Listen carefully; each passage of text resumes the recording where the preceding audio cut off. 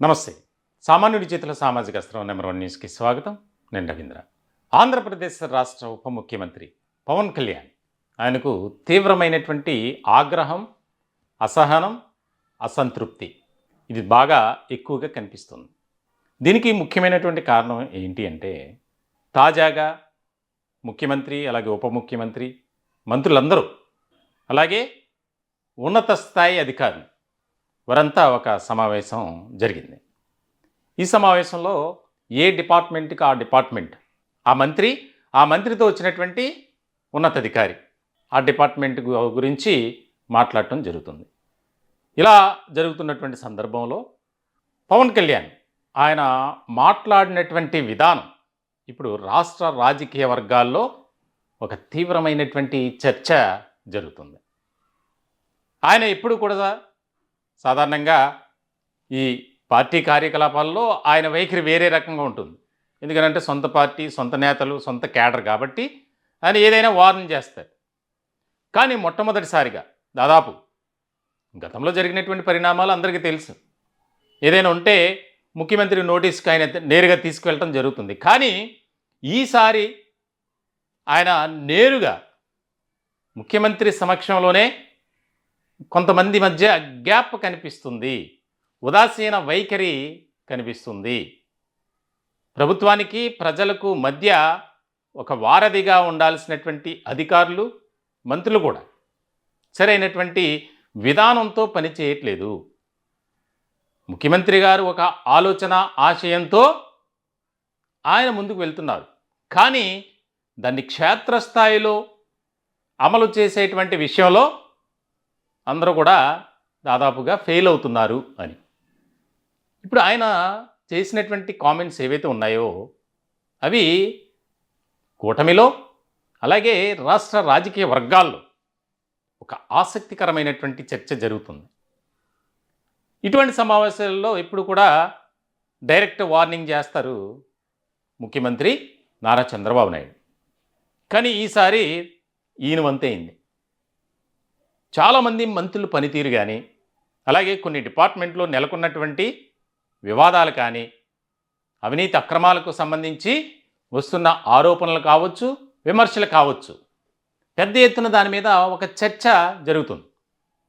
వాస్తవానికి కూటమి అధికారంలోకి వచ్చి దాదాపుగా 19 నెలలు దాటిపోయింది. మరి ఇలాంటి సందర్భంలో ప్రజలకు జవాబుదారీతనంగా ఉండాలి.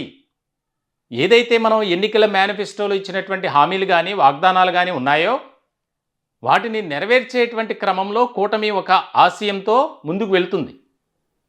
మరి మనం ప్రజలకు చేసినటువంటి అభివృద్ధి కార్యక్రమాలు కానీ, ప్రవేశపెట్టినటువంటి సంక్షేమ పథకాలు కానీ, వాటిని గ్రౌండ్ లెవెల్లో అమలు చేసేటువంటి విషయంలో కానీ, ప్రచార కార్యక్రమాల్లో కూడా ఫెయిల్ అవుతున్నారు అని చెబుతూ ఇంకొక ముఖ్యమైనటువంటి మాట మాట్లాడారు.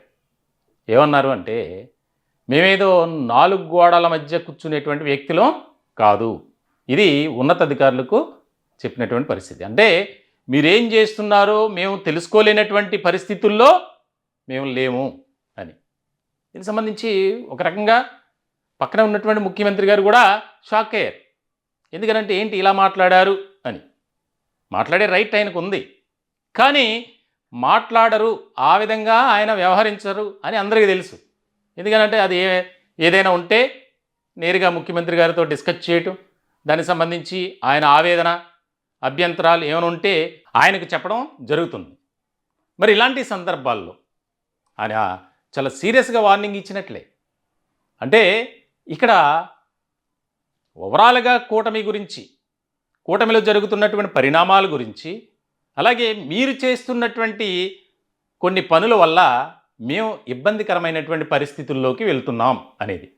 ఒకసారి ఆయన ఒక విస్తృత స్థాయి సమావేశం అది, మంత్రులతో పాటు ఉన్నతాధికారులు, చీఫ్ సెక్రటరీ స్థాయి వారంతా అటెండ్ అయ్యి ఉన్నారు.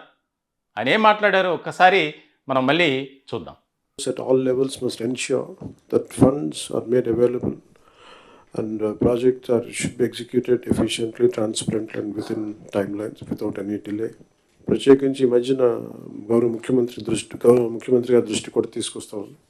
క్షేత్రస్థాయిలో కొంత ఉదాసీనత ఉంది అందరికి.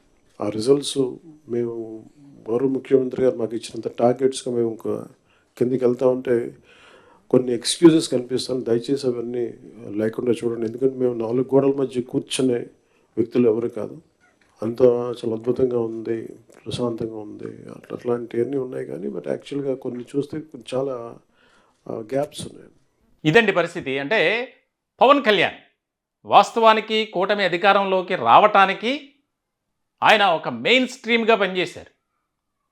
ఎప్పుడైతే ఎన్నికలకు ముందు జరిగినటువంటి పరిణామాలు పార్టీని ఇబ్బందికరమైనటువంటి పరిస్థితుల్లోకి నెట్టేటువంటి సిచ్యువేషన్ వచ్చినా సరే, ఇటు టీడీపీకి కానీ జనసేనకు కానీ ఇరు పార్టీల అధినాయకులు ఎక్కడా కూడా కంగారు పడలా, తొందరపాటు నిర్ణయాలు తీసుకోలే. ఇలాంటి సందర్భంలో చంద్రబాబు నాయుడు అరెస్టు తర్వాత జరిగినటువంటి పరిణామాలు, జైలు దగ్గర ఆయన అనౌన్స్ చేయటం, ఆ తర్వాత ఒక్కసారిగా రాజకీయ పరిణామాలు చాలా వేగంగా మారుతూ వచ్చాయి. ప్రజలకు ఇచ్చినటువంటి మాటలు, ప్రజలకు ఇచ్చినటువంటి ప్రామిసెస్, చేసినటువంటివి వాగ్దానాలు కానీ అన్నీ కూడా ప్రజలు బాగా నమ్మరు. మరి ప్రజలు నమ్మినటువంటి పరిస్థితుల్లో కూటమిపై ఒక ఆదరణ, అభిమానం ఉండాలి అంటే ప్రజలు ఆశయాలు కానీ ఆలోచనలకు తగ్గట్టుగా మనం పని చేయాలి. పదే పదే అదే చెప్తున్నారు. కానీ కొంతమంది మంత్రులు కానీ ఆయా డిపార్ట్మెంటు ఉన్నతాధికారులు కానీ మనకిష్టం వచ్చినట్లు మనం చేయొచ్చు, మనల్ని ఎవరు అడిగేది, మనల్ని ఎవరు ఆపేది అన్నట్లుగానే ఉన్నారు. సో దీనికి సంబంధించి ఆయన చేసినటువంటివి ముందు తెలుగుదేశం పార్టీలో విస్తృతమైనటువంటి స్థాయిలో చర్చ జరుగుతుంది.